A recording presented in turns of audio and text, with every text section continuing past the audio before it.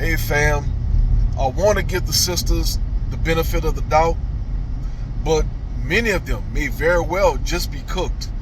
Okay, how old are you? I'm 42. And what do you do? I'm a cardiac nurse and a real estate investor. Alright, so no homo, the guy's not a bad looking dude. He has the long hair that a lot of these women fetishize nowadays. He has two highly lucrative professions, one of which is highly honorable and of great service not only to the community but potentially for whatever woman might find herself being his woman. Might even save a woman's life.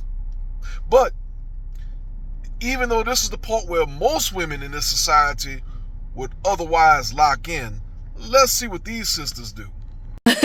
Now, what are some things you look for in a woman? She just got to be cute and peaceful and a good person. What's so funny about that? First off, shout out to my brother Himothy Vibes. And brother, what's so funny about that is the sister has been doing that show for so long that she already knows what's up. That was a moment of foreboding, because as simplistic as that brother's request was for his preference for a woman to basically just be a decent person, a decent human being, she already knows that from what she's seen of that spread right there, those women are relatively incapable of being decent women. Okay. And now, what are some of your deal breakers? Bad hygiene. Okay, that's a good one. All right. Pardon self. Popping your balloon as soon as dude says one of his deal breakers is poor hygiene is a crazy, nasty look.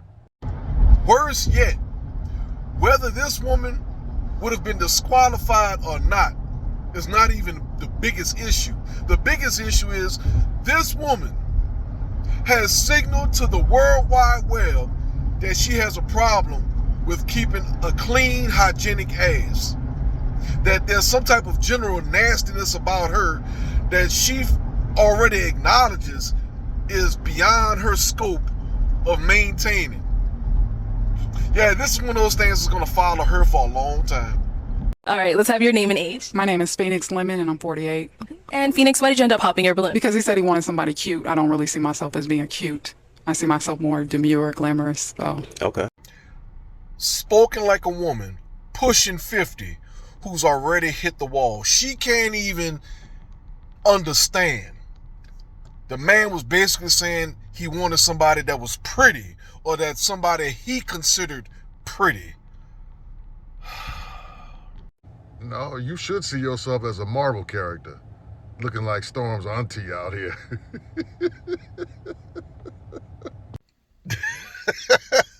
You know what? I can see it. But you see, at first I was going to say that she was the Faith Evans from Wish. And then we did get a pop back over here. I'm Katrina and I'm 46. And Katrina, why'd you end up popping your balloon? I popped my balloon because of the fit. I'm not really feeling the shoes and the pants, but love the career, love everything you said. It's just the fashion wasn't for me. No. The cardiovascular nurse, who also is a real estate entrepreneur. You popped the balloon because of his wardrobe. Worse than that, brother. This sister is wearing a goddamn pajama like she's ready for a sleepover somewhere. And she has the nerve to thumb her nose up at what he's wearing.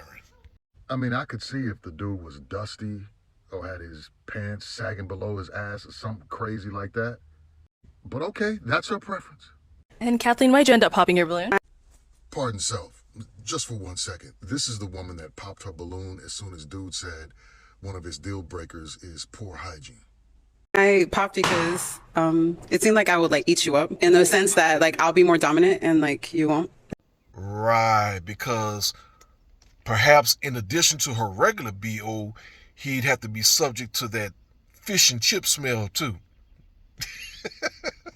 So far, this man has been, let's say, criticized or judged because one of his preferences is that a woman be cute at minimum.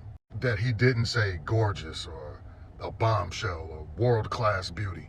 He's been judged because of his wardrobe choice. He was judged because he looks like he would let a toxic woman run over him. And that right there, my brother, is why I really don't feel sorry for these women when they start giving their so-called survivor stories about men that put their foot up their asses. Because apparently they don't want decent brothers like that one right there. No, instead, they want somebody to handle them. They want somebody that'll choke them or slap the shit out of them when they get out of line and make them say, yes, daddy. See, these women are very comfortable nitpicking and judging the most minute of details. Especially the women who go on that particular program, because they're not really interested in finding love or finding a mate. They're more interested in getting attention. They're more interested in the accolades that they get from other women, especially when it comes to being dismissive or disrespectful to men, because that's the only power that these women ever seem to embrace or even have. Their capacity to be sassy, to be sarcastic, to just be mean. And because of it, they go on the show with false pretenses, false motives. And I wonder what the responses would have been in that room if that man had returned the same energy. What am I talking about exactly? What if when the hostess asked that man what his deal breakers are, he said, well, I don't want a woman that weighs over 145. And in that room, if there are 10 women in that room, I bet you 7 of them are well over 145. What if he said, I prefer a woman who wears her natural hair? Uh-oh. I'm just going to leave that right there. Y'all can see in that room. Oh, and here's the sensitive one. Oh, what if that man said, I cannot be with no baby mama? In that room, most of those chicks are going to be out of the running. And by the time he got done, most of that room would be feeling some kind of way. Ain't that the truth?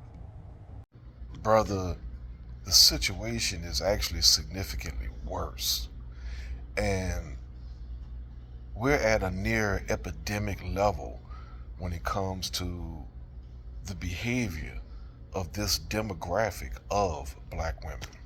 See, when it comes to the decent, honorable black women, this won't apply to them. But when it comes to this ratchet, toxic, belligerent hyena demographic of black women, they don't realize it, but that this one show, the Balloon Pop Show, has exposed a critical flaw in their thinking, in their behavior, in their life expectancies. And it shows that that flaw is that they can no longer